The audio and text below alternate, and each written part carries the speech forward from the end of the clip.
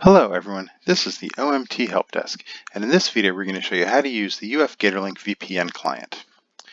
To start, click on the arrow and then click on the icon for the Cisco AnyConnect VPN.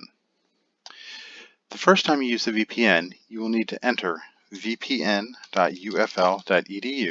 and click Connect. After the first time, it should already be filled in for you. You are now prompted to enter your Gatolink username and password. Your username is always of the form userid@ufl.edu. After the @ufl.edu, you have two choices. If you just need to use museum resources, enter /FLMNH-campus as shown. If you will also need to access library journals and databases that require a UF IP address, remove the -campus. Enter your Gatolink password.